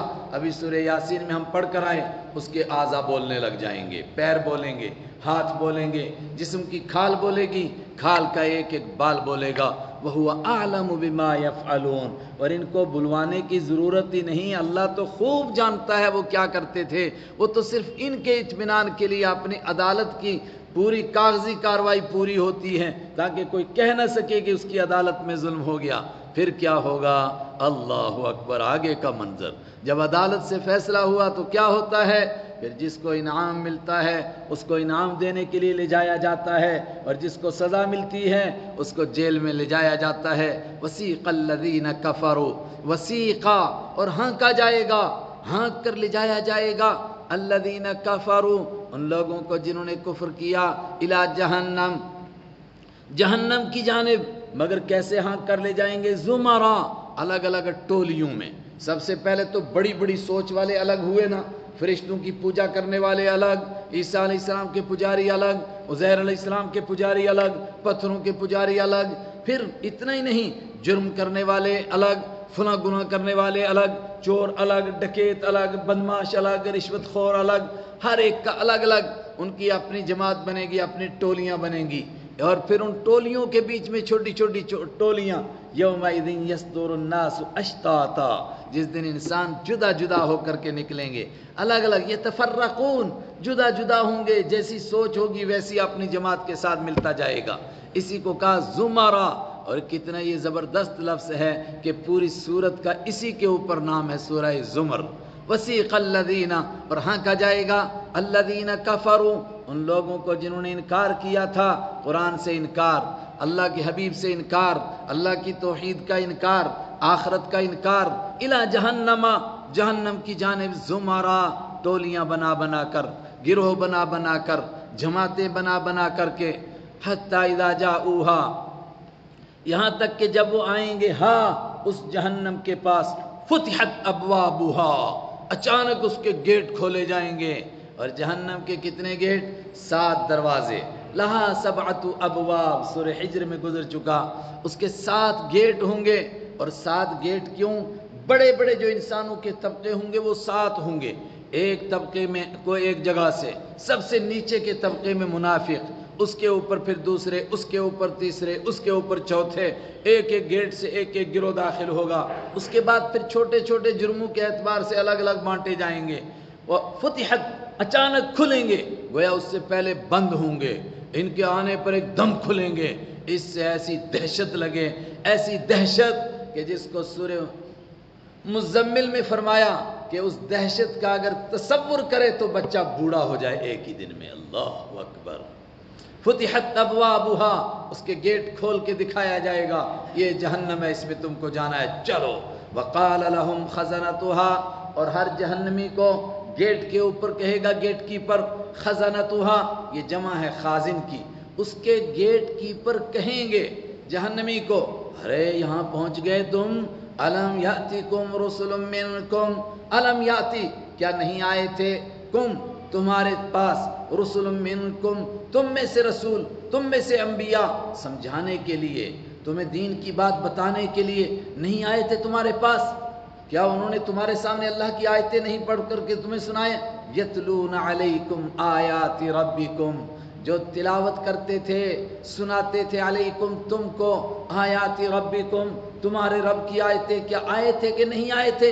وَيُنذِرُونَكُمْ لِقَاءَ يَوْمِكُمْ هَذَا، وَيُنذِرُونَ، اور وہ ڈراتے تھے، لقاء یومکم، تمہارے ملاقات سے، ہذا، اس دن کی، اس دن کی ملاقات سے تم کو ڈراتے تھے کہ ایک دن آنے والا ہے، اور میں اور آپ بھی ڈرائے جا رہے ہیں، یہ آیت پڑھ رہے ہیں، ہمارے سامنے بھی اسی طرح کا وقت آنے والا ہے، وَيَتْلُونَ عَلَيْكُمْ آیَاتِ رَبِّكُمْ، جو تمہارے سامنے تمہارے رب کی آیتیں پڑھ کر سناتے تھے، قرآن سناتے تھے، قصے کہانیاں نہیں، وَيُنذِرُونَكُمْ، اور ڈراتے تھے تم کو، لقاء یومکم ھذا، تمہارے اس دن کی ملاقات سے، قالوا بھلا، وہ کہیں گے ہاں ہاں ڈراتے تو تھے، مگر کیا کریں، ہم نے مانا ہی نہیں، ہم نے قسمیں کھا لی تھی، ہم مانیں گے نہیں، چاہے کچھ بھی تم کہو، ولیکن حقت کلمۃ العذاب علی الکافرین، ولیکن، لیکن، حقت، پکی ہو گئی تھی، کلمۃ العذاب، عذاب کی بات، علی الکافرین، کافروں پر پکی ہو گئی تھی بات عذاب کی، جانا ہی جانا ہے جہنم میں، تو ہم وہاں پہنچ گئے تھے جہاں پھر دلوں پر مہر لگ جاتی ہے، پھر ہدایت نصیب نہیں ہوتی ہے، ہم اسی طرح رسولوں کی مذاق اڑاتے رہے، اللہ کی آیتوں کی مذاق اڑاتے رہے، اللہ کے وعدوں کی مذاق اڑاتے رہے، یہاں تک کہ یہ قیامت کا دن آ گیا، آئے ہائے، دوبارہ پڑھو اس آیت کو، وسیق الذین کفروا، اور ہانکا جائے گا، الذین کفروا، ان لوگوں کو جنہوں نے انکار کیا، الی جہنم، جہنم کی جانب، زمرہ، ٹولیاں بنا بنا کر کے، حتی اذا جاؤہا، یہاں تک کہ جب وہ آئیں گے اس کے پاس، فتحت ابوابہا، اچانک کھلیں گے اس کے گیٹ، وقال لہم خزنتہا، اور کہیں گے لہم، ان سے، خزنتہا، اس کے گیٹ کیپر، اس کے چوکیدار، اس کے سپرنٹنڈنٹ، جو بھی آپ ترجمہ کریں، قرآن زبان میں ترجمہ کرتے تھے داروغے، الم یاتکم، کیا نہیں آئے تھے، کم، تمہارے پاس، رسل منکم، تم میں سے رسول، یتلو علیکم، یتلون علیکم، جو تلاوت کرتے تھے تمہارے سامنے، آیات ربکم، تمہارے رب کی آیتیں، وَيُنذِرُونَكُمْ، اور آگاہ کرتے تھے تم کو، لقاء یومکم ھذا، تمہارے اس دن کی ملاقات سے، آئے تھے کہ نہیں آئے تھے؟ قالوا بھلا، کہیں گے ہاں ہاں، واقعے آئے تھے، ولیکن حقت کلمۃ العذاب، مگر عذاب کی بات پکی ہو گئی تھی۔ مطلب ہم نے کفر کیا، شرک کیا، گناہ کیے، دل کالا ہو گیا، یہاں تک کہ قسمیں کھائیں، مانیں گے نہیں، تو وہاں پہنچ گئے جہاں دلوں پر مہر لگ گئی تھی، عذاب کی بات پکی ہو گئی تھی۔ وہ سمجھاتے رہے مگر ہم سمجھ کر نہیں دیے، وہ منواتے رہے مگر ہم مان کر کے نہیں دیے۔ اچھا تم وہ ہو، قیلا کہا جائے گا ادخلوا ابواب جہنم، اللہ اکبر، قیلا کہا جائے گا ادخلوا داخل ہو جاؤ ابواب جہنم، جہنم کے گیٹوں سے، مگر کیسے داخل ہو؟ خالدین فیہا، ہمیشہ ہمیشہ رہو گے اسی میں، نکالے نہیں جاؤ گے یہاں سے۔ عربی گرامر کے اعتبار سے یہاں ایک اعتراض ہوتا ہے کہ جب داخل ہو رہے ہیں تو اس وقت میں تھوڑے ہمیشہ رہیں گے، ہمیشہ تو ان کو بعد میں رکھا جائے گا، لیکن نہیں سمجھ میں آیا یہ اس سے بڑا عذاب ہے۔ آدمی اپنے آپ کو تسلی دیتا ہے کہ چلو دیر سویر کبھی نہ کبھی اس عذاب سے چھٹکارا ملے گا، گیٹ کے اوپر ہی کہہ دیا جائے گا جہاں جا رہے ہو وہاں سے کبھی نکلو گے نہیں۔ اتنا ہی نہیں، فاصبروا او لا تصبروا، چاہے یہاں پر صبر کر کے بیٹھو، چاہے چیخو اور چلاؤ، چاہے کچھ بھی کرو، سواء علیکم، برابر ہے تم پر، جو مرضی کرتے رہو، یہاں سے کوئی نکالا نہیں جائے گا۔ اللہ اکبر۔ فادخلوا قیل ادخلوا، کہا جائے گا داخل ہو جاؤ، گھس جاؤ، ابواب جہنم، جہنم کے گیٹوں سے، خالدین فیہا، اس حال میں کہ ہمیشہ رہو گے پڑے یہیں پر، فبئس مثوى المتکبرین، تو کتنا برا ٹھکانہ ہوا اکڑنے والوں کا۔ معلوم ہوا جہنم کا سبب کیا بنا؟ اکڑنا۔ ہائے ہائے، تکبر عزازیل را خارد کرد، بزندان لعنت گرفتار کرد۔ تکبر کیا چیز ہے؟ اکڑ، ماننا نہیں۔ کہا یہی تو وہ ہے جس نے ابلیس کو ابلیس بنا دیا، اکڑ گیا، اور کوئی مسئلہ نہیں تھا، بس اکڑ، میں بڑا ہوں، میں آگ سے پیدا ہوا ہوں، میں مٹی کے آگے جھک جاؤں۔ ہائے ہائے، اور ہر شرک کے پیچھے یہ اکڑ ہوتی ہے۔ اگر آدمی نہ اکڑے اور قرآن کے آگے سرنڈر کر دے، جو حکم ملے اس کو مانتا چلا جائے تو کام نہ بن جائے، لیکن بندہ اکڑتا ہے، میری بات نہیں مانی گئی، بھئی تو کون ہے، تیری بات کیا ہے؟ بلکہ اب تو قرآن پاک بھی سامنے پڑھتے ہیں اپنی بات کو ثابت کرنے کے لیے، یہ نہیں کہ اپنی سوچ کو ختم کرو اور قرآن پڑھو، جو قرآن حکم دیتا رہتا ہے اس پر عمل کرو، نہیں، ہم یوں کرتے ہیں، اپنی سوچ پہلے بناتے ہیں، اس کے بعد قرآن سے دلیلیں تلاش کرتے ہیں کہ کہیں میری سوچ کے لیے کوئی دلیل ہے کہ نہیں۔ وَسِيقَ الَّذِينَ اتَّقَوْا رَبَّهُمْ إِلَى الْجَنَّةِ زُمَرًا، الفاظ بے شک وہی ہیں، لیکن میں نے کہا کہ عربی کا انداز بدل جائے گا، انداز بدلنے سے کیا ہو جائے گا؟ معنی بدلے گا۔ اوپر ان کا سیقہ کا معنی تھا ہانک کر لے جایا جائے گا، مار مار کر کے لے جایا جائے گا، اور سورہ مریم کے آخر میں ہے کہ جہنمیوں کو کیسا کیا جائے گا؟ بھوکا اور پیاسا دھکیلا جائے گا جہنم کی طرف، دھکے مار مار کے، یوم یدعون، یہ سورہ طور میں، یدعون الی جہنم دعا، یاد کرو جب ان کو دھکے دے دے کر کے لے جایا جائے گا جہنم کی طرف۔ اس کے مقابلے میں ایمان والوں کو سیقا، ہانکا نہیں جائے گا۔ یوم نحشر المتقین، جس دن ہم جمع کریں گے پرہیزگاروں کو ان کے رب کے پاس، الی الرحمن، رحمان کے سامنے، وفد بن کر کے آئیں گے، فرشتے ان کے استقبال کے لیے آ رہے ہیں، لینے کے لیے آ رہے ہیں، دائیں بائیں اللہ کی شان، اس کی کبریائی کے ترانے گائے جا رہے ہوں گے، اور اس کے مقابلے میں وَنُسُوقُ الْمُجْرِمِينَ إِلَى جَهَنَّمَ وِرْدًا، اور ہانکیں گے ہم مجرموں کو جہنم کی طرف وردا، اس حال میں کہ وہ پیاسے ہوں گے۔ تو اگرچہ الفاظ ملے ہوئے ہیں لیکن ان آیتوں کو سامنے رکھ کر یہاں ترجمہ کریں گے وسیقہ، اور لے جایا جائے گا احترام کے ساتھ، استقبال کے ساتھ، الذین اتقوا ربہم، ان لوگوں کو جو بچے اپنے رب سے۔ بچے کا مطلب اپنے رب کے ساتھ شرک کرنے سے بچے، اپنے رب کی نافرمانی کرنے سے بچے، اپنے رب کی شان میں گستاخی کرنے سے بچے، بے قدری کرنے سے بچے، گناہوں سے بچے، اور اردو والے آسان ترجمہ کرتے جنہوں نے اپنے رب کا تقوی اختیار کیا تھا، ان کو لے جایا جائے گا، متقی لوگوں کو، الی الجنہ، جنت کی جانب، اور ان کو بھی کیسے؟ زمرا، ٹولیاں بنا بنا کر کے۔ ان کی کیا ٹولیاں ہوں گی؟ وہ سورہ واقعہ میں آئے گا. کتنی ٹولیاں ہوں گی؟ سب سے پہلے 2 ٹولیاں. ایک تو السابقون السابقون اولئک المقربون، ایک سبقت کرنے والے، آگے نکل جانے والے، اور دوسرے وہ جن کے اعمال نامے دائیں ہاتھ میں ملیں گے. یہ بڑے 2 گروپ بنے. اس کے بعد پھر انبیاء کرام کی ٹولی تو ہے ہی الگ ہے، اور پھر ان کے صحابہ کی ٹولی، اور اس کے بعد اولیاء کرام کی ٹولی، پھر نیک لوگوں کی، اور پھر کوئی تہجد پڑھنے والے الگ، اور پھر فلاں نیک کام کرنے والے اور فلاں نیک کام کرنے والے الگ الگ ان کے بھی گروپ بنے. وسیق الذین اتقوا ربهم الی الجنۃ زمرا، اور لے جایا جائے گا الذین ان لوگوں کو اتقوا ربهم جو اپنے رب سے ڈرتے رہے، الی الجنۃ جنت کی جانب، زمرا جماعتیں جماعتیں بنا بنا کر، وفد وفد بنا کر، حتی اذا جاؤوها یہاں تک کہ جب وہ آئیں گے ہاں اس کے پاس، اس کے پاس جنت کے پاس. تو جہنم کے لیے اوپر کیا گزر آیا تھا کہ جب وہ جہنم کے پاس آئیں گے فتحت ابوابها، اچانک اس کے گیٹ کھلیں گے اور اندر کا وہ دیکھیں گے کیا حشر ہے. اللہ اکبر، اللہ بچائے. اس کے مقابلے میں ایمان والے جنت کے گیٹ پر پہنچے تو قرآن نے کہا نہیں، وفتحت ابوابها، وفتحت، یہ واو زبردست ہے، اور اس کے گیٹ تو پہلے سے ہی کھلے ہوئے ہیں، انتظار میں ہیں حضور کب نہیں پہنچیں گے، کب سے گیٹ کھول کر کے انتظار کر رہے ہیں. مفتحۃ لہم الابواب، ابھی پیچھے گزرا سورہ صاد میں نا کہ اس جنت کے دروازے کھلے ہوئے ہیں پرہیزگاروں کے لیے. اور عربی کا ایک اور بھی بڑا عجیب انداز ہے، لکھنے والے بچے سمجھدار لوگ سمجھ جائیں گے کہ جس طرح کئی چیزیں اکٹھی بیان کرنی ہو نا تو ہم کہتے ہیں بھئی کون کون آ گئے، تو کہتے ہیں راشد، ماجد، ساجد، حامد اور عبد الرحمن آئے.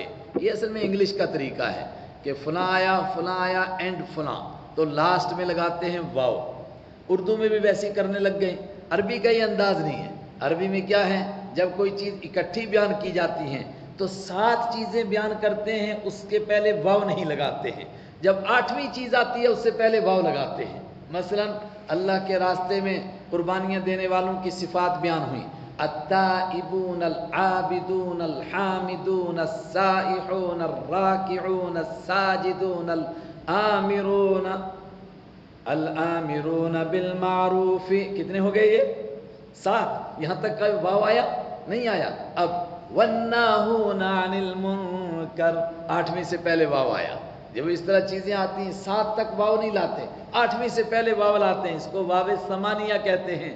اوپر جو جہنمی پہنچے تھے جہنم میں، اس کے گیٹ کتنے تھے؟ 7 تھے. اس میں واو کی ضرورت نہیں تھی. یہاں واو لگا، اشارہ کر دیا جنت کے گیٹ کتنے ہیں؟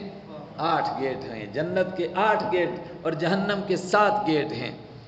وفتحت ابوابها، اور کھلے ہوئے ہیں اس کے دروازے پہلے سے ان کے لیے.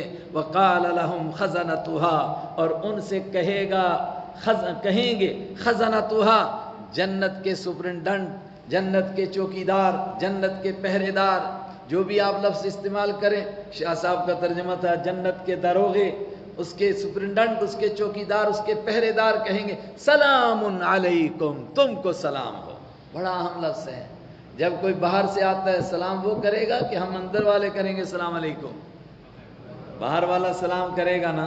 لیکن جب کسی کی اہمیت ہو تو اندر والے اس کو موقع ہی نہیں دیتے ہیں، بڑھ کر کے کہتے ہیں السلام علیکم السلام علیکم.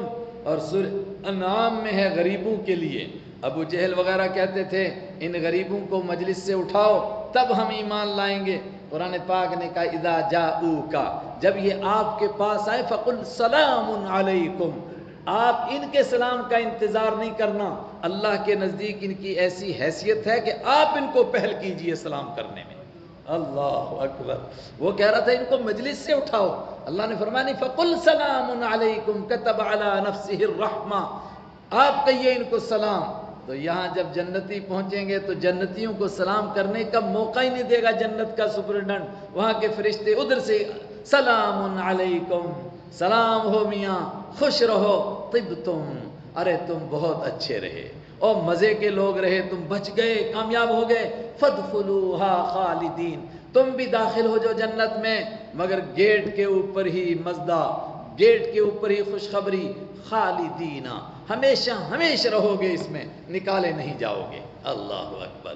اس آیت کو پھر پڑھ لو. وسیق الذین اتقوا، اور لے جایا جائے گا الذین ان لوگوں کو اتقوا جنہوں نے تقوی اختیار کیا ربہم اپنے رب کا، الی الجنہ جنت کی جانب، زمرا جماعتیں بنا بنا کر کے، حتی اذا جاؤہا یہاں تک کہ جب وہ آ جائیں گے ہاں اس کے پاس، وفتحت ابوابہا اور اس کے گیٹ تو ان کے لیے پہلے سے ہی کھلے ہوئے ہیں. یہ سارے پہلے کے معنی واو کے. وقال لہم اور کہیں گے لہم ان سے، خزنتہا اس کے پہرے دار، اس کے چوکیدار، اس کے ذمہ دار، سپرنٹنڈنٹ، سلام علیکم سلام ہو تم کو، السلام علیکم.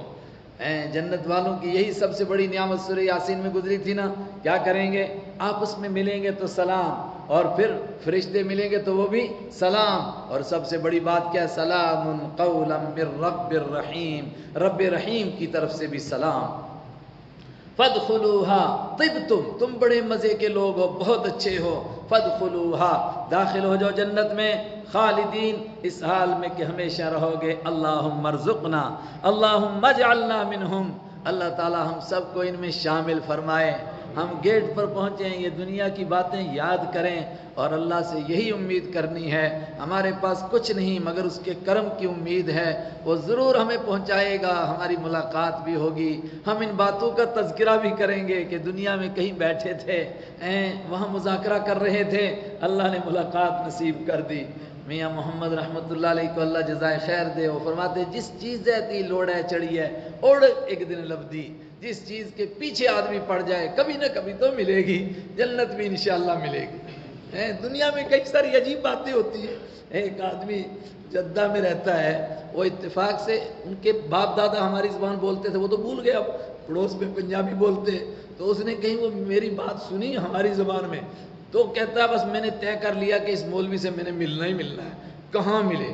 تو میں عمرہ کرنے کے لیے گیا، اس نے وہ فوٹو دیکھا تو ایسے آ کے ایک دم ایسے السلام علیکم. میں نے کہا بھائی کیا ہے؟ تو کہیں اسرائیل تو نہیں روح قبض کرنے کے لیے؟ اس نے کہا جناب بڑا لمبا سفر کر کے آئے. میں نے کہا کہاں سے آئے؟ کہتا ہے 2 سال سے. میں نے کہا اس مولوی سے تو میں نے ملنا ہی ملنا ہے. میں نے کہا سبحان اللہ، اللہ ایسے ملاقات کرا دے. تو پھر اور حرم کی بات بالکل عجیب ہے، وہاں عجیب لوگ گم ہوتے ہیں، عجیب ملتے ہیں. کیسے گم ہوتے ہیں اس کا بھی نہیں پتا، ملتے کیسے اس کا بھی پتا نہیں. ادھر کھڑے ہو یہیں بندہ گم ہو گیا، تھوڑی دیر یار میں تو یہیں کھڑا ہوں تو نظر کیوں نہیں آ رہا تھا تو کہاں. یہ اللہ کی شان. جس طرح حرم میں اللہ ملا دیتا ہے، اللہ ہم سب کو جنت میں ملا دے، اس سے کیا مشکل ہے. بے شک ہمارے پاس کچھ نہیں ہے مگر اس کے کرم کی امید ہے، اور اس کو اکیلا مانتے ہیں، اس کے ساتھ شرک نہیں کرتے ہیں. کم سے کم ایک چیز کا تو ہم خیال رکھتے ہیں کہ شرک نہ کریں، اس کو اکیلا مانیں. وقالو اور اب وہ جنت میں پہنچے تو کیا کریں گے؟ کہا اللہ کا شکر ادا کریں گے. الحمدللہ تمام تعریفیں اللہ کے لیے. ربا تیرا شکر. الذی صدقنا جس نے سچ کر دکھایا نا ہمارے ساتھ، وعدہ اپنے وعدے کو، وَأَوْرَثَنَا الْأَرْضَ اور جس نے وارث بنا دیا ہم کو الارض زمین کا. یہ کون سی زمین ہے؟ جنت کی زمین. الحمدللہ تمام تعریفیں اللہ کے لیے. اللہ تیرا شکر. الذی صدقنا جس نے سچ کر دکھایا نا ہمارے ساتھ کیے ہوئے وعدہ اپنے وعدے کو، جو وعدہ کیا تھا دنیا میں وہ سچ کر دکھایا. بخاری کی حدیث ہے، حضرت معاذ رضی اللہ تعالیٰ عنہ کو آپ نے اپنے گدھے پر اپنے پیچھے بٹھا لیا. ہمارے حضرت فرماتے تھے مفتی صاحب، عرب کے گدھوں کو گدھا نہ کہو، یہ ہیں گدھے. عرب کے گدھے نہیں، وہ حمار ہیں. تو ہم نے کہا حضرت حمار کا ترجمہ تو گدھے ہیں. فرمایا نہیں یہ گدھے ہیں. وہ کتنے بڑے ہوتے ہیں، ان پر 2 آدمی بیٹھ سکتے ہیں. چنانچہ حدیث موجود ہے، بخاری کی روایت ہے. حضور آگے بیٹھے، آپ کے گدھے کا نام عفیر، اور حضرت معاذ کو پیچھے بٹھایا اور آپ نے فرمایا معاذ جانتے ہو بندوں کا اللہ پر کیا حق ہے اور اللہ کا بندوں پر کیا حق ہے؟ عرض کیا اللہ اور اس کے حبیب بہتر جانتے ہیں. فرمایا اللہ کا بندوں پر یہ حق ہے کہ وہ اللہ کے ساتھ کسی کو شریک نہ ٹھہرائیں اور اللہ ہی کی عبادت کریں، کسی اور کی نہ کریں.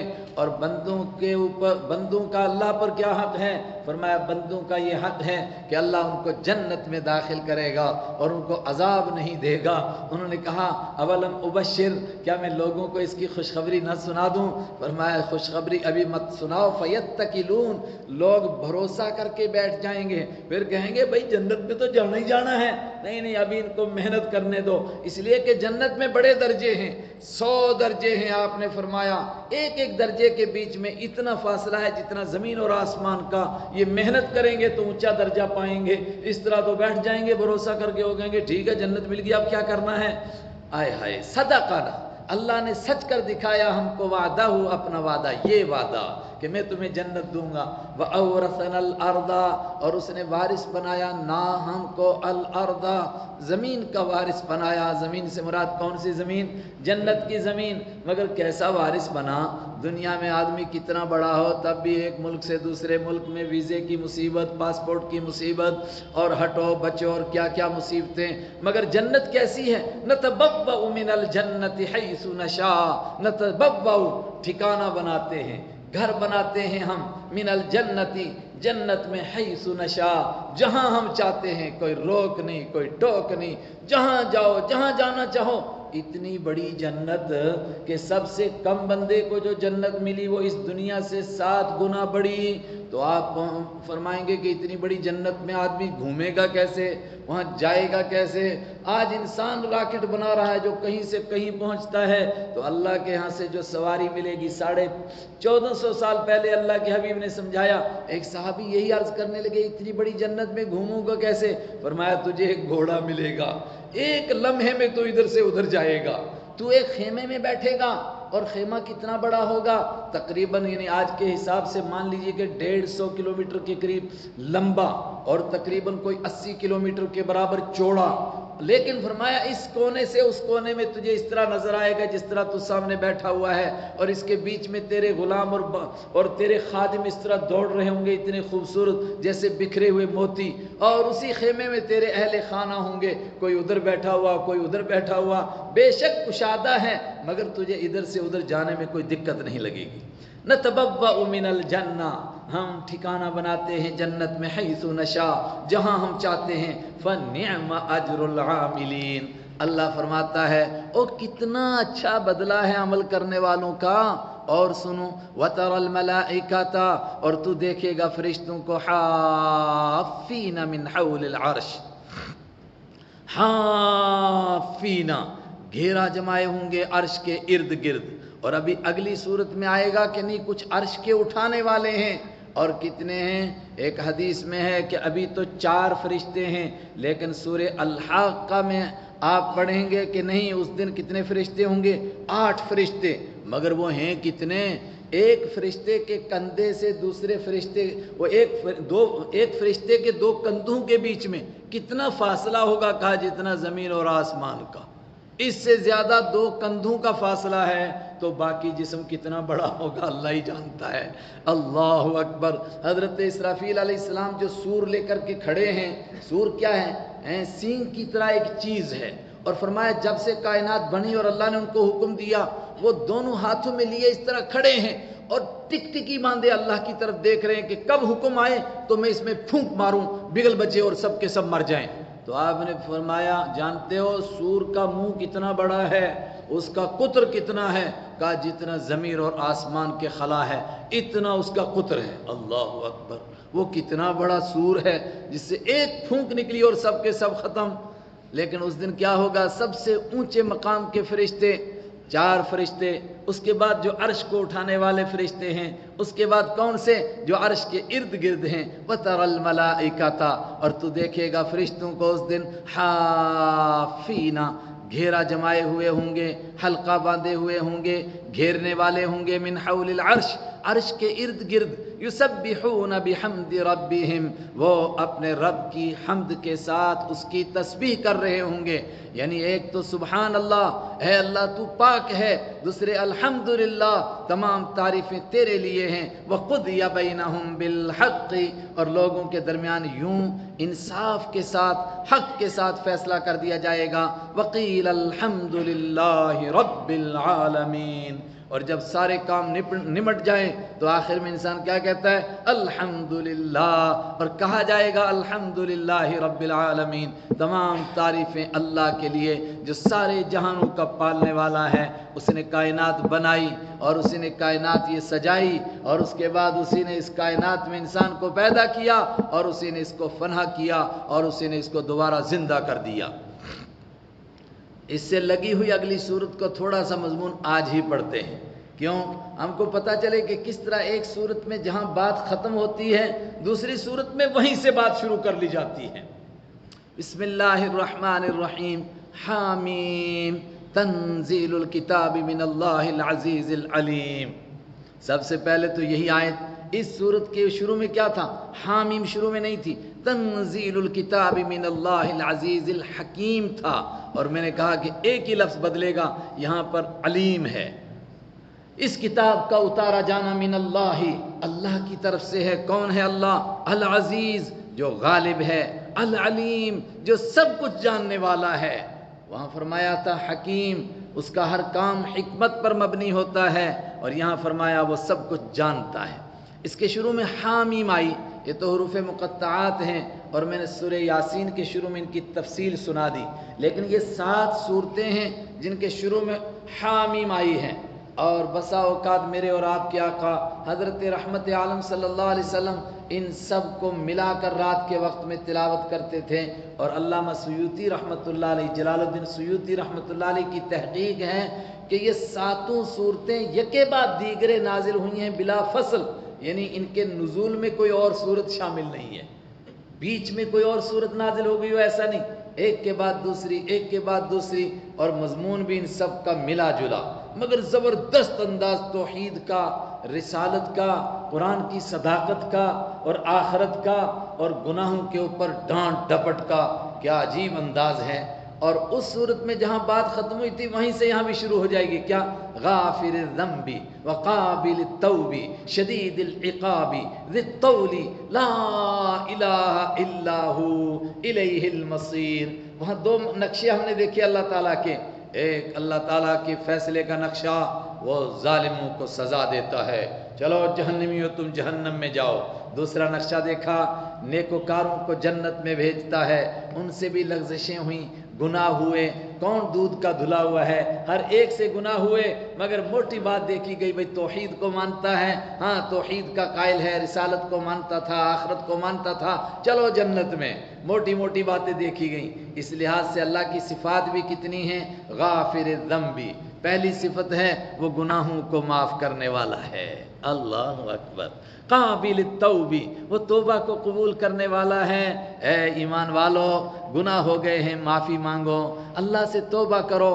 قابل التوب، وہ توبہ کو قبول کرنے والا ہے۔ لیکن دوسری طرف نافرمان جو ظلم سے باز نہیں آتے، شرک اور کفر سے باز نہیں آتے، ان کو بھی آگاہ کیا، شدید العقاب، سخت سزا دینے والا ہے۔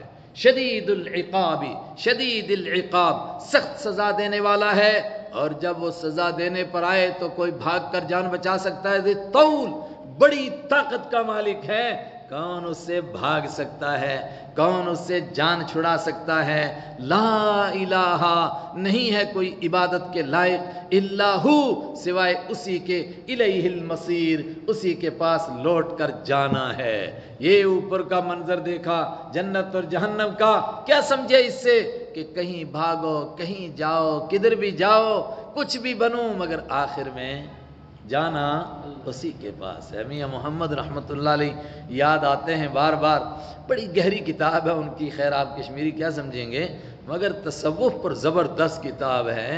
جے تو یار سجنوں ملنا تب من لے گل سجن دی، اگر ملنا اللہ سے ہے، دوست تیرا اللہ ہے، اگر تجھے اس سے ملنا ہے بات اس کی مان لے، اگر نہیں مانے گا جے تو مرضی اپنی کرنی تاں پھر گل نہیں بننی، پھر کیسے بات بنے گی؟ اپنی مرضی کر رہا ہے، جانا تو اس کے پاس ہے، بچ تو سکتا نہیں، یا تو کوئی طریقہ تلاش کر کے بھاگ جا، اللہ کی عدالت میں نہ جا، بھاگ سکتا ہی نہیں، کہاں جائے گا؟ وَإِلَيْهِ الْمَصِيرُ، اور اسی کے پاس لوٹ کر کے جانا ہے۔ یہ قرآن کا مضمون ایسا جو دلوں کو چیر دے، دلوں کی تاروں کو ہلا دے، دلوں کے سویدائے قلب میں داخل ہو جائے، دلوں کے اندر گھس جائے۔ مگر ہیں کچھ لوگ جو قرآن کی مخالفت میں وہ باتیں کرتے ہیں تاکہ آیتوں کے اثرات زائل ہو جائیں اور دلوں پر اثر نہ ہو سکے۔ ما یجادلو، نہیں جھگڑا کرتے ہیں، فی آیات اللہ، اللہ کی آیتوں کے بارے میں، الا الذین کفروا، مگر وہ لوگ جنہوں نے کفر کیا وہ اللہ کی آیتوں کے بارے میں جھگڑا کرتے ہیں۔ اور جھگڑے کا کیا مطلب ہے؟ خود حضرت عبداللہ بن مسعود، حضرت عبداللہ بن عباس، رسول اکرم صلی اللہ علیہ وسلم کے براہ راست شاگرد، ان سے پوچھا گیا جھگڑا کرنے کا کیا مطلب ہے؟ فرمایا آیتوں کے الٹے معنی کرتے ہیں اور ان کی مذاق کرنے کے لیے لوگوں کے دلوں میں اللہ کے عذاب کی ہیبت کو کم کرتے ہیں۔ الٹے معنی کیسے کرتے تھے؟ مثلا قرآن پاک میں آیا 17ویں پارے میں سورہ انبیاء کے آخری رکوع میں ہے، تم بھی اور جن کی تم پوجا کرتے ہو یہ سب کے سب جائیں گے جہنم میں۔ تو اس کے بعد عبداللہ بن زبعرہ، مکہ کا ایک بڑا مشرک تھا، اس نے تالیاں بجائیں، اس نے کہا مزہ آ گیا، گھبراؤ مت۔ انہوں نے کہا کیوں نہ گھبرائیں؟ کہتا دیکھو محمد نے کہہ دیا تم بھی اور جن کی تم پوجا کرتے ہو سب جہنم میں جائیں گے۔ عیسائی تو عیسیٰ علیہ السلام کی پوجا کرتے ہیں، حضرت مریم کی پوجا کرتے ہیں، اور یہودی تو عزیر علیہ السلام کی پوجا کرتے ہیں، اس کا مطلب کہ یہ بھی جہنم میں جائیں گے۔ جب وہ جائیں گے یار ہم بھی رہ جائیں گے وہاں بھی، کوئی فرق نہیں پڑے گا۔ فوراً قرآن پاک کی دوسری آیت نازل ہوئی، فرمایا ان الذین سبقت لهم الحسنی، وہ لوگ جن کے لیے پہلے سے بات طے ہو چکی ہے ان کو تو اس کی بھنک سے، ان کو تو اس جہنم کی آہٹ سے بھی دور رکھا جائے گا۔ تم نے ان کے لیے کیا بات کہی؟ یہ ان پتھروں کی بات ہے جن کو تم پوجتے ہو، بزرگوں کی بات نہیں ہے۔ اس طرح کی باتیں کرتے تھے۔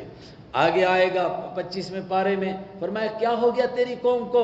جب بھی عیسیٰ علیہ السلام کا ذکر کیا جاتا ہے تو ایک دم یہ سیٹیاں بجاتے اور تالیاں مارتے ہیں۔ یہ تالیاں اور سیٹیاں کیوں بجاتے تھے؟ اسی لیے کہتے تھے کہ اچھا ہمیں کہتے ہیں کہ تمہارے جو پتھر کے خدا ہیں یہ جہنم میں جائیں گے، تو عیسائی تو عیسیٰ علیہ السلام کو پوچھتے ہیں پھر وہ بھی چلے جائیں گے، پھر حضرت مریم بھی چلی جائیں گی، پھر موسیٰ علیہ السلام بھی چونکہ یہودیوں میں سے کچھ ہیں جو ان کو پوچھتے ہیں، کوئی بات نہیں پھر مل جل کر کے رہ جائیں گے۔ یہ طریقہ تھا ان کا جھگڑا کرنے کا۔ میں نے اس طرح کیوں سمجھایا؟ اگر آج بھی کوئی قرآن پاک کے انداز سے اس طرح باتیں نکالتا ہے، جھگڑے پیدا کرتا ہے، یعنی کنفیوژن پیدا کرتا ہے، آج کی زبان میں شک پیدا کرتا ہے قرآن پاک کے بارے میں۔ حضرت عائشہ صدیقہ کی روایت ہے، فرمایا تم قرآن کے بارے میں جھگڑا نہ کرنا، اس لیے کہ قرآن کے بارے میں جھگڑا کرنا کافروں کا کام ہے۔ تم سے پہلے لوگ اسی لیے ہلاک ہو گئے اس لیے کہ انہوں نے قرآن کے بارے میں جھگڑا کیا تھا۔ آج کیسا جھگڑا کیا جا رہا ہے میں بتاتا ہوں آپ کو۔ کہتے ہیں جی دیکھو غیر اللہ سے مدد لینا حرام ہے، تو قرآن پاک میں ہے استعینوا بالصبر والصلاۃ، نماز کے ذریعے سے مدد حاصل کرو، صبر کے ذریعے سے مدد حاصل کرو۔ ہم پوچھتے ہیں کہ نماز خدا ہے کہ غیر خدا ہے؟ صبر خدا ہے کہ غیر خدا ہے؟ یہ تو غیر خدا ہے، اس سے کیوں مدد حاصل کی گئی؟ اب جھگڑا کیا پیدا ہوا کہ سورہ فاتحہ میں تو ہم نے پڑھا تھا ایاک نعبد و ایاک نستعین، اے خدا ہم تیری ہی عبادت کرتے ہیں اور تجھ ہی سے مدد مانگتے ہیں۔ اب اسی قرآن میں آگے آ گیا کہ نہیں نماز سے بھی مدد مانگ لو، صبر سے بھی مدد مانگ لو۔ حالانکہ نماز اور صبر سے مدد مانگنے کا یہ مطلب تھا، وہ تو یہ مطلب تھا کہ نماز پڑھو اور پھر اللہ سے مدد مانگو، صبر کرو اور صبر کے ذریعے سے اللہ کو راضی کر کے اس سے مدد مانگو۔ لیکن ٹیڑھے معنی کیے گی فوراً، یہ جو ٹیڑھے معنی کرتے ہیں یہی جھگڑا کرنا ہے۔ ما یجادلو، نہیں جھگڑا کرتے ہیں، فی آیات اللہ، اللہ کی آیتوں کے بارے میں، الا الذین، مگر وہ لوگ کفروا جنہوں نے انکار کیا۔ تو جب جھگڑا کرتے ہیں تو ان پر خدا کا عذاب کیوں نہیں آتا؟ اور سب سے بڑی بات یہ بھوکے کیوں نہیں مرتے؟ ان کی فیکٹریاں کیوں چلتی ہیں؟ ان کی دکانیں کیوں چلتی ہیں؟ فلا یغررک، اے میرے حبیب دھوکے میں نہ ڈال دے آپ کو تقلبہم، ان کا آنا جانا فی البلاد، شہروں میں فیکٹری ہے، دکان ہے، بہت بڑا شو روم ہے، نہیں جی آج تو مال ہے اس میں 100 دکانیں ہیں، تو چکر کاٹتا ہے، چکر مارتا ہے، بازار میں جاتا ہے، بڑے آگے پیچھے لاؤ لشکر، ہٹو بچو بابو جی آ رہے ہیں۔ اس سے تم دھوکے میں نہیں پڑ جانا کہ یہ خدا کے غدار ہیں مگر ان کو مال کیوں مل رہا ہے۔ فرمایا یہ قربانی کے بکرے پالے جا رہے ہیں، یہ نئے نہیں۔ کذبت قبلہم قوم نوح، یہ کون سے نئے ہیں؟ ان سے پہلے نوح علیہ السلام کی قوم، اس سے بڑے بڑے سیٹ تھے، وہ بھی اسی طرح بازاروں میں گھومتے تھے، ان کا کیا حشر ہوا؟ ان سے پہلے جھوٹا کہا تھا نوح علیہ السلام کی قوم نے اللہ کے دین کو، والاحزاب، اور بہت ساری پارٹیوں نے اللہ کے دین کو جھوٹا کہا تھا، من بعدہم، ان کے بعد کتنا جھوٹا کہا، بڑی اہم بات، وہمت کل امت، ہر دور کے نافرمانوں نے، ہر دور کے امت نے، امت سے مراد نافرمان لوگوں نے پکا ارادہ کیا تھا، برسولہم، اپنے رسولوں کے بارے میں، کیا، لیاخذوہ، کہ رسولوں کو پکڑ لیں، ان کو دین کے کام نہ کرنے دیں، گرفتار کرنے کی کوشش کی، ان کو کام مت کرنے دو، ان کے راستے میں رکاوٹیں ڈالو، ان کو گرفتار کر لو، ان کو بند کر لو، لیکن ہر دور میں بند کرنے والے ہی بند ہو گئے، مارنے والے ہی مر گئے، اور اللہ کا مشن کامیاب ہو گیا۔ نوح علیہ السلام زندہ رہے، ایمان والے زندہ رہے، ان کا دین زندہ رہا، اور نافرمان سب کے سب کیسے مرے، ان کے لیے کوئی رونے والا ہی نہیں رہا۔ اللہ اکبر۔ پھر واپس اس مضمون کی طرف کہ جو لوگ اللہ کے دین کا انکار کرتے ہیں، آیتوں کا مذاق اڑاتے ہیں، ان کی دکانیں کیوں چلتی ہیں، ان کی فیکٹریاں کیوں چلتی ہیں، ان کے شو روم کیوں چلتے ہیں، ان کے بڑے بڑے مالز کیوں چلتے ہیں، دھوکہ نہیں کھانا، ان کو ڈھیل دی جا رہی ہے، کیسے؟ جس طرح قوم نوح علیہ السلام کو دی گئی تھی، جس طرح قوم عاد کو دی گئی تھی، جس طرح فرعون کو دی گئی، جس طرح قارون کو دی گئی، وہ سب کے سب کیسے تھے؟ ہر ایک نے سوچا تھا کہ میں رسول کی زبان کھینچ لوں، پکڑ لوں، یہ ہماری مخالفت کرتا ہے، ان کو بات نہ کرنے دوں، لیکن اللہ نے ان کو ایسا کرنے کی طاقت نہیں دی۔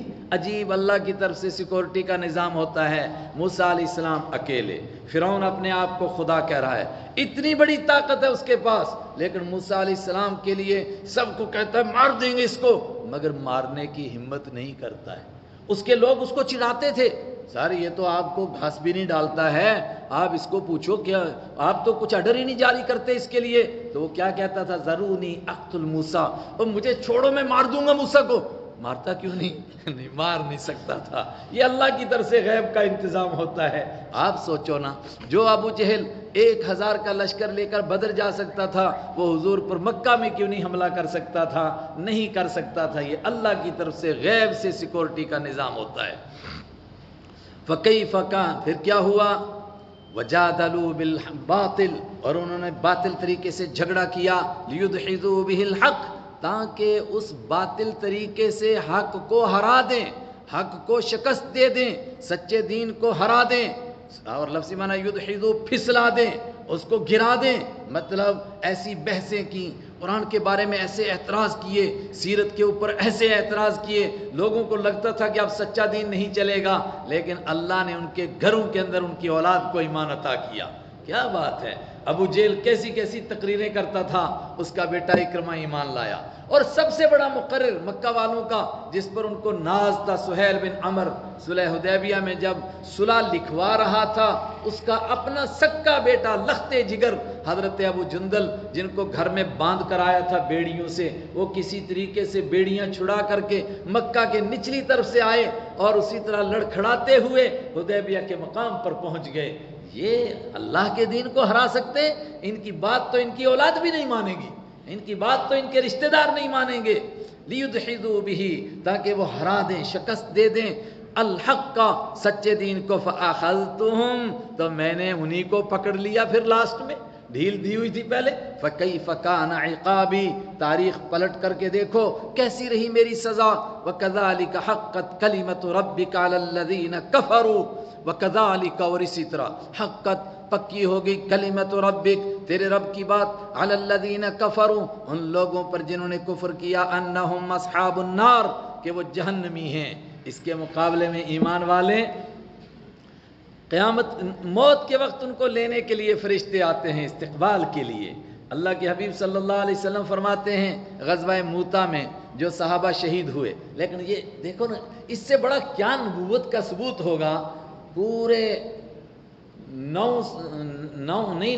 آج کی روڈ سے 1100 کلومیٹر کا فاصلہ ہے مدینہ میں اور موتا کے مقام میں، اور کم سے کم اس دور کا جو سیدھا راستہ تھا اس کا بھی 750 لکھا گیا، اتنا دور کا فاصلہ ہے۔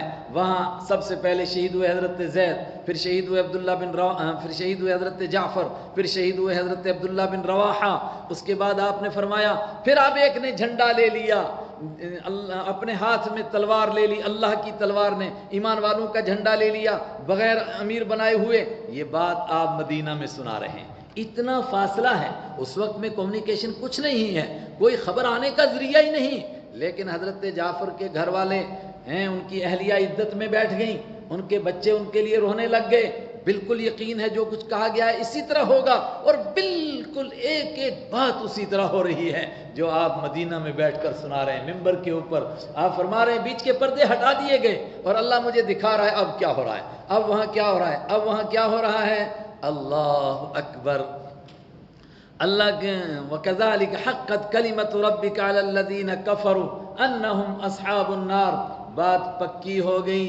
میں کہہ رہا ہوں حضرت خالد رضی اللہ تعالیٰ عنہ جن کے گھر والے اس کے والد کیا کہتے تھے، سارا مکہ مان جائے مگر میرے خاندان کا کوئی ایمان نہیں لائے گا، حضرت خالد وہاں پہنچے ہوئے۔ اللہ اکبر۔ کذالک، اسی طرح، حقت کلمۃ ربک، تیرے رب کی بات پکی ہو گئی، علی الذین کفروا، ان لوگوں پر جنہوں نے کفر کیا، انہم اصحاب النار، کہ وہ جہنمی لوگ ہیں۔ اوہو، بعد میں دوسری کہنا چاہ رہا تھا، پھسل گیا۔ ان کے لیے فرشتے، آپ فرما رہے ہیں کہ کیا ہوا، فرمایا جعفر کو اللہ تعالیٰ دو بازو کاٹ دیے گئے تھے، اللہ نے ان کو جنت میں دو پر دے دیے۔ یہاں ایک بات فرمائی تھی حضور نے، وہ کہنا چاہ رہا تھا، دل ایک دم ذہن سے نکل گئی، اپنے اعمال کی نحوست سے، آپ کی نیکیوں کی برکت سے ذہن میں آئی۔ کیا فرمایا اللہ کے رسول صلی اللہ علیہ وسلم نے؟ فرمایا وہ شہید ہو گئے ہیں لیکن ان کی یہ تمنا بالکل نہیں ہے کہ وہ واپس ہمارے پاس آئیں، اس لیے کہ اللہ کے ہاں ان کو وہ سب کچھ مل چکا ہے جس کا وہ تصور بھی نہیں کر سکتے تھے۔ تو موت کے وقت میں فرشتے آئے، قبر میں فرشتے آئے، محشر میں فرشتے آئے، اور فرمایا دنیا میں فرشتے تمہارے لیے، ایمان والوں کے لیے دعائیں کرتے ہیں۔ الذین یحملون العرش، وہ فرشتے جو عرش کو اٹھاتے ہیں۔ ابھی اوپر تذکرہ تھا عرش کے ارد گرد والوں کا، ومن حولہ، اور جو عرش کے ارد گرد ہیں، یسبحون بحمد ربہم، وہ اپنے رب کی حمد کے ساتھ اس کی تسبیح کرتے ہیں، ویؤمنون بہ، اور وہ اپنے رب پر ایمان لاتے ہیں۔ مگر سب سے بڑی بات کیا ہے؟ ویستغفرون للذین آمنوا، وہ عرش کے اٹھانے والے فرشتے ایمان والوں کے لیے دعائیں کرتے ہیں۔ اللہ تعالی ہم کو بھی ان میں شامل فرمائے جن کے لیے فرشتے دعائیں کرتے ہیں۔ اور فرشتے کیا کہتے ہیں؟ ربنا، اے ہمارے رب، وسعت کل شیء رحمہ، ہر چیز کے اوپر تیری رحمت چھائی ہوئی ہے، وعلما، اور ہر چیز کو تو نے اپنے علم کے گھیرے میں لے رکھا ہے، کوئی چیز نہ تیرے علم سے باہر ہے نہ تیری رحمت سے باہر ہے۔ اب ہم کیا کہنا چاہتے ہیں؟ فاغفر، تو بخشش فرما، للذین تابوا، ان لوگوں کے لیے جنہوں نے توبہ کی، مطلب تیرا علم ہے، تجھے معلوم ہے کون کون توبہ کر رہا ہے، ان سب کی مغفرت فرما، واتبعوا سبیلک، اور ان سب کی بخشش فرما جنہوں نے تیرے راستے کی پیروی کی، جو تیرے راستے پر چلے، وقہم عذاب الجحیم، اے خدا تو ان کو جہنم کے عذاب سے بچا، ربنا، اے ہمارے رب، وادخلہم، اور داخل فرما ان کو جنات عدن، ہمیشہ رہنے والے باغوں میں، التی وعدتہم، جس کا تو نے ان سے وعدہ کر رکھا ہے، اور ان کو داخل فرما۔